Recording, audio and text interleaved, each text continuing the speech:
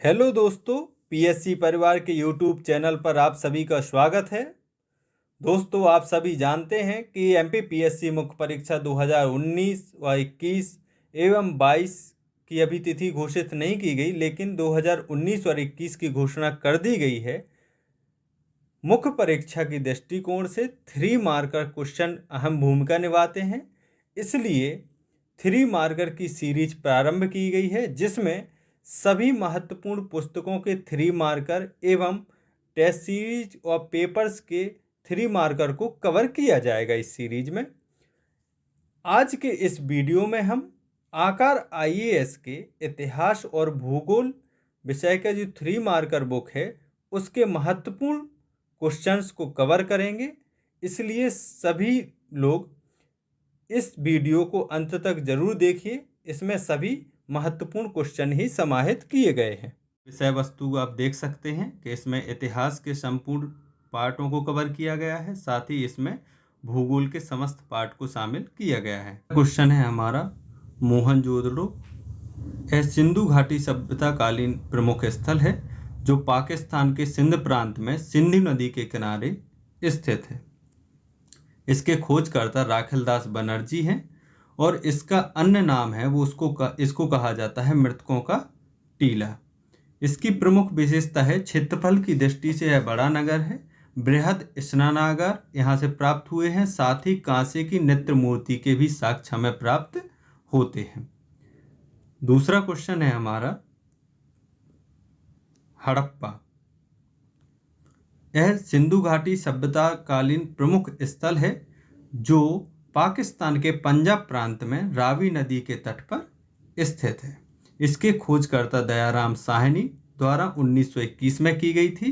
इसकी अन्य नाम की बात करें तो इसको अर्ध औद्योगिक नगर तथा तोरण द्वारका नगर भी कहा जाता है। इसकी विशेषता प्रमुख रूप से विशाल अन्नागार, साथ ही इसे कांसे की इक्किया गाड़ी भी हमें प्राप्त हुई है। कब्रिस्तान के साक्ष्य भी हमें हड़प्पा से प्राप्त होते हैं। तीसरा क्वेश्चन है हमारा गोदीवाड़ा। जो लोथल स्थित गोदीवाड़ा विश्व का प्राचीनतम बंदरगाह है, याद रखना है, यह प्रमुख बंदरगाह है। यह एक नहर के द्वारा भोगवा नदी से जोड़ा गया है, यानी जुड़ा हुआ है। किससे? भोगवा नदी से। इम्पोर्टेंट है। इसके माध्यम से विदेशों से सामान का आयात निर्यात किया जाता था। दोस्तों, चौथा क्वेश्चन है हमारा दशराग युद्ध, जिसकी जानकारी हमें ऋग्वेद के 7वें मंडल से प्राप्त होती है। युद्ध का कारण जानते हैं कि भरत कबीले के द्वारा विश्वामित्र की जगह वशिष्ठ को अपना गुरु बना लेना था, जिसके कारण से यह युद्ध हुआ था। युद्ध है वो परशुनी यानी रावी नदी के किनारे राजा सुदास व 10 अन्य राजाओं के मध्य लड़ा गया था। इसका परिणाम देखते हैं हम कि इसमें राजा सुदास की विजय हुई थी और इसलिए यह महत्वपूर्ण भी है, परीक्षा में आ सकता है। नेक्स्ट हमारा 5वां क्वेश्चन है धौलावीरा। इसकी स्थिति की बात करते हैं तो यह गुजरात के कच्छ प्रदेश में मानसर व मानहर नदी के मध्य में स्थित है। इसके खोजकर्ता जगपति जोशी जी हैं, जिन्होंने 1967 में इसकी खोज की थी। इसकी प्रमुख विशेषताएं हैं कि 16 विशाल जलाशय यहाँ से प्राप्त हुए हैं। त्रिस्तरीय उन्नत जल प्रबंधन के साक्ष्य भी हमें प्राप्त होते हैं और यूनेस्को की विश्व धरोहर सूची है जो 2020 में, उसमें उसको शामिल किया गया है। तो आपको ये महत्वपूर्ण फैक्ट याद रखना है। यह आईएमपी क्वेश्चन है, इसको आप नोट कर लीजिएगा। छठवां हमारा जो क्वेश्चन है उस अल्लादीनो। इसकी स्थिति है जो वो पाकिस्तान के सिंध प्रांत में है और यह सिंधु नदी के किनारे स्थित है। खोजकर्ता फेयर सर्विस हैं जिनके द्वारा 1982 में खोज की गई थी। इसकी प्रमुख विशेषताओं की बात करते हैं कि सिंधु तथा अरब सागर के संगम पर स्थित बंदरगाह नगर है, जिसमें ग्रामीण बस्ती के साक्ष्य हमें यहाँ से प्राप्त होते हैं। 7वां क्वेश्चन है हमारा बिंबसार। बिंबसार महत्वपूर्ण है। हरेक वंश का संस्थापक, जिसकी राजधानी राजगृह ग्रीवृज को अपनी राजधानी बनाया था। बिंबिसार के ने जो अपना साम्राज्य विस्तार है वो विजय को प्राप्त किया था। इसमें महत्वपूर्ण संबंधों की बात करते हैं तो इसने वैवाहिक संबंधों के माध्यम से अपने राज्य का विस्तार किया था। मध्य प्रदेश के संदर्भ में बहुत ही महत्वपूर्ण फैक्ट है कि इसने अपने राजवैद्य जीवक को अवंती नरेश जो चंड प्रदोष थे उनके पांडु रोग उनको हो गया था, उसके उपचार के लिए भेजा था। तो यह इंपॉर्टेंट फैक्ट है। और बिंबिसार की हत्या उसके ही पुत्र अजातशत्रु के द्वारा की गई थी। 8वां क्वेश्चन है हमारा, बोगाज कोई अफलेख। बोगाज कोई अफलेख 1400 ईसा पूर्व में एशिया माइनर तुर्की से प्राप्त किया गया था। इस अभिलेख में दो कबीले खत्री एवं मितन्नी के मध्य की संधि का उल्लेख हमें मिलता है। इसमें आर्यों के आगमन एवं उनके देवता इंद्र, मित्र, वरुण, नासत आदि का भी उल्लेख हमें प्राप्त होता है। नेक्स्ट क्वेश्चन है हमारा 9th नंबर का, शतपथ ब्राह्मण क्या है? शतपथ ब्राह्मण यह सबसे प्राचीन तथा सबसे ब्राह्मण ग्रंथ है, जिसके लेखक याज्ञवल्क्य थे। इसे लघु वेद भी कहा जाता है। विशेष के रूप में देखते हैं हम कि शतपथ ब्राह्मण के संदर्भ में इसमें विदेह माधव की कथा तथा जल प्लावन की घटना, ऋषि पूर्वा और उर्वशी का वर्णन भी मिलता है। नेक्स्ट क्वेश्चन है हमारा 10वां, छंदोगय उपनिषद। छंदोगय उपनिषद सबसे प्राचीन उपनिषदों में से एक है। इसे पंचम वेद की संज्ञा भी दी गई है और इसको पंचम वेद भी कहा जाता है। इसमें कृष्ण को देवकी का पुत्र एवं अंग्रेज का शिष्य बताया गया है। साथ ही इसमें 3 आश्रमों का उल्लेख भी हमें मिलता है और 4 आश्रम हमें जवाली उपनिषद से प्राप्त होते हैं। हमारा 11वां क्वेश्चन है, विदथ।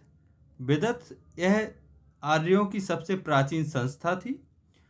यह सैनिक, असैनिक, धार्मिक कार्यों से संबंधित थी, जिसका उल्लेख हमें ऋग्वेद में भी 122 बार इसका उल्लेख हमें प्राप्त होते थे। नेक्स्ट क्वेश्चन है हमारा, मिलीशिया। मिलीशिया यह ऋग्वेद एवं उत्तर वैदिक काल की अस्थायी सेना को हम मिलीशिया कहते थे, ऋग्वेद एवं उत्तर वैदिक की। युद्ध के समय वयस्क पुरुषों को सेना में भर्ती किया जाता था और उसी सेना को मिलीशिया कहा जाता था। तो आप लोग समझ गए होंगे कि ऋग्वेद एवं उत्तर वैदिक की अस्थायी सेना होती थी, जिसमें वयस्क पुरुषों को सेना में भर्ती किया जाता था, जिन्हें ही मिलीशिया कहा जाता था। 13वां क्वेश्चन है हमारा, हड़प्पा कालीन सामाजिक जीवन। ये महत्वपूर्ण है, इसको हम देखते हैं कि हड़प्पा कालीन सामाजिक जीवन था जो वो समता मूलक समाज था, मात्र सत्तात्मक समाज था, जहां छुआछूत, जाति प्रथा जैसी कुप्रथाओं के साक्ष्य हमें प्राप्त नहीं होते हैं। संपूर्ण समाज के 4 वर्गों में बांटा गया था। विद्वान, योद्धा, व्यापारी, श्रमिक में विभाजित किया गया था। और इस समाज की प्रमुख विशेषता थी कि यह उपयोगितावादी तथा शांतिप्रिय समाज था, बहुप्रजातीय समाज था। तो इसकी ये प्रमुख विशेषताएं थी। 14 नंबर का हमारा क्वेश्चन है, धर्मसूत्र। धर्मसूत्र यह कल्प सूत्र की एक शाखा है, जिसमें राजनीतिक, सामाजिक, धार्मिक कर्तव्यों का उल्लेख मिलता है। किसका मिलता है? सामाजिक, धार्मिक, राजनीतिक कर्तव्यों का उल्लेख मिलता है। साथ ही इसमें सामाजिक व्यवस्था जैसे वर्णाश्रम, पुरुषार्थ आदि की जानकारी भी प्राप्त होती है। प्रमुख धर्मसूत्र जैसे कि गौतम धर्मसूत्र, अपास्तमस्त धर्मसूत्र, वशिष्ठ धर्मसूत्र, ये प्रमुख धर्मसूत्र हैं। क्वेश्चन नंबर 15 है संस्कार। संस्कार बहुत ही महत्वपूर्ण है। यह 5 मार्कर में भी तैयार करके जाइएगा, 11 मार्कर में भी तैयार कर लीजिएगा। संस्कार परिष्कार एवं शुद्धिकरण, यानी संस्कार का अर्थ ही क्या होता है, परिष्कार अथवा शुद्धिकरण।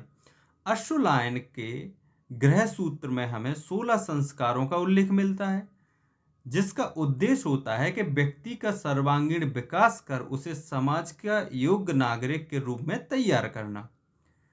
इस 16 संस्कार होते हैं, जिसमें प्रथम संस्कार गर्भाधान तथा अंतिम संस्कार अंत्येष्टि होता है।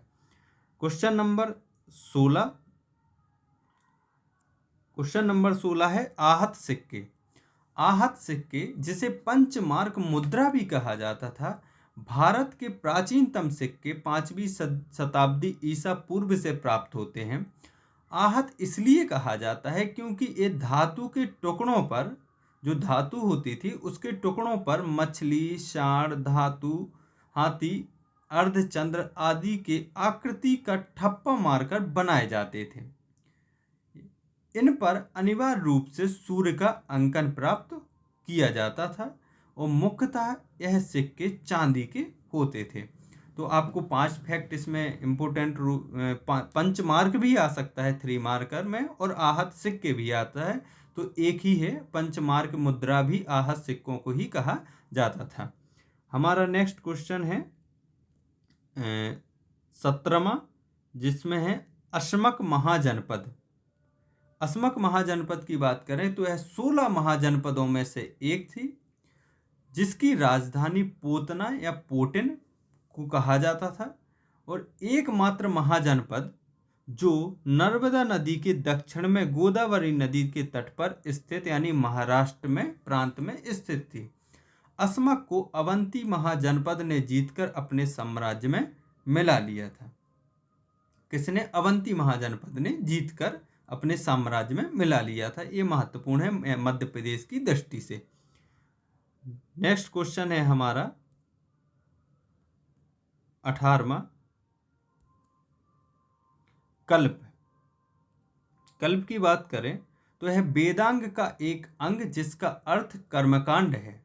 कल्प जिसका अर्थ क्या है? कर्मकांड है। इसमें यज्ञ और कर्मकांड से संबंधित नियम बताए गए हैं। 3 शाखाएं हैं, श्रौत सूत्र, ग्रह सूत्र और धर्म सूत्र, जिसमें हम पिछले क्वेश्चंस में हम धर्म सूत्र को पढ़ भी चुके हैं, तो आप वहां से धर्म सूत्र को दोबारा से रिवाइज भी कर सकते हैं। हमारा नेक्स्ट क्वेश्चन है 19वां, कालाशोक। कालाशोक ये महत्वपूर्ण है। कालाशोक शिशुनाग वंश का प्रतापी शासक हुआ। इसे काकवर्ण भी कहा जाता है, जिसने अपनी राजधानी पाटलिपुत्र को बनाया था, और इसी के समय द्वितीय बौद्ध संगति जो वैशाली में आयोजित की गई थी, 383 ईसा पूर्व में उसका आयोजन किया गया था। तो ये इसके महत्वपूर्ण फैक्ट थे। काकवर्ण भी कहा जाता है, आप याद रखिएगा, राजधानी पाटलिपुत्र और द्वितीय बौद्ध संगति। 20वां क्वेश्चन है हमारा अजातशत्रु। अजातशत्रु महत्वपूर्ण है। यह हर्यक वंश से संबंधित, जो कि बिंबिसार का पुत्र था। इसे कुड़क भी कहा जाता है। इसने अपने मंत्री बस्कर को बज्जी संघ में फूट डलवाने हेतु भेजा था, और इसी के समय ही राजगृह की सप्तकर्णी गुफा में 483 ईसा पूर्व में प्रथम बौद्ध संगति का आयोजन भी किया गया था। तो आपको ये 5 फैक्ट याद रखने हैं कि यह हर्यक वंश से संबंधित है। इसको कुड़िक भी कहा जाता था। इसने राजगृह में की सप्तपर्णी गुफा में प्रथम बौद्ध संगति का आयोजन हुआ था इसी के समय। हमारा 21वां क्वेश्चन है महापदम नंद, जो नंद वंश का संस्थापक, जिसका वर्णन जैन ग्रंथ परिशिष्ट पर्वन में इसे नापित दास यानी नाई जाति का कहा गया है, जो जैन धर्म का अनुयायी था, और इसने उड़ीसा स्थित कलिंग की विजय की थी। और इसका उल्लेख हमें किस में मिलता है? जैन ग्रंथ परिशिष्ट परिवन में। व्याकरणाचार्य पाणिनि महापदम नंद के मित्र थे। तो जो पाणिनि थे वो किसके मित्र थे? महापदम नंद के मित्र भी थे। क्वेश्चन नंबर 22, रत्नी बहुत ही महत्वपूर्ण है, 3 मार्कर है। उत्तर वैदिक कालीन जो राजनीतिक व्यवस्था होती थी उसमें उच्च पदाधिकारियों को रत्नी कहा जाता था, और शतपथ ब्राह्मण से हमें 12 रत्नियों का उल्लेख प्राप्त होता है। राजसू यज्ञ के समय राजा रत्नियों को हवि प्रदान करता था। ये इसकी महत्वपूर्ण विशेषताएं। आप इन्हीं फैक्टों को एज इट इज लिख दीजिएगा, 3 मार्कर आपको प्राप्त होंगे। नेक्स्ट क्वेश्चन है हमारा 23। डेरियस प्रथम, जिसको दारा प्रथम भी कहा जाता था, यह एक ईरानी आक्रमक या आक्रांता जिसने 516 ईसा पूर्व में भारत के पश्चिम भाग पर आक्रमण किया था। आपको याद रखना है कि हेरोडोटस ने अपनी पुस्तक हिस्टोरिका में इसका उल्लेख किया है, जिसका प्रभाव क्षत्रप प्रणाली को भारत में प्रचलित किया गया था। तो यदि पूछा जाए क्षत्रप प्रणाली भी 3 नंबर में, तो आपको वहां पर इसका डेरियस प्रथम का उल्लेख करना चाहिए। चौथा पॉइंट इसमें जो लिखा है, अशोक ने अभिलेख उत्कीर्ण कराने की परंपरा इन्हीं के प्रभाव से सीखी। किससे? डेरियस प्रथम यानी क्षत्रप प्रणाली से सीखिए। 24 नंबर का क्वेश्चन है हमारा, झेलम या वितस्ता या हाइडेस्पिस का युद्ध, इसको ही झेलम या वितस्ता का युद्ध भी कहते हैं, इसको हाइडेस्पिस का युद्ध भी कहते हैं। यह कब हुआ था? तो ये आपको तिथि याद रखना है, 326 ईसा पूर्व में झेलम नदी के किनारे। युद्ध सिकंदर और राजा पोरस थे उनके मध्य लड़ा गया था, जिसमें राजा जो सिकंदर हुए उसकी विजयी हुई थी और राजा पोरस थे वो पराजित हुए थे। विशेष ये रहा इस युद्ध का महत्व इस रूप में है कि पोरस की वीरता देखकर सिकंदर ने पोरस को उसका राज्य वापस कर दिया था। तो आपको याद रखना है 326 ईसा पूर्व में झेलम नदी के किनारे। ठीक, इसके बाद हमारा 25 नंबर का क्वेश्चन है, त्रिरत्न महत्वपूर्ण है, 2020 के मेंस में पूछा गया था। अनंत चतुष्टय त्रिरत्न भी आ सकता है। जैन धर्म के अनुसार मोक्ष या निर्माण की प्राप्ति हेतु त्रिरत्न का पालन करना आवश्यक है। वो त्रिरत्न क्या है? पहला सम्यक दर्शन, सम्यक ज्ञान, सम्यक आचरण या सम्यक चरित्र को ही हम त्रिरत्न कहते हैं।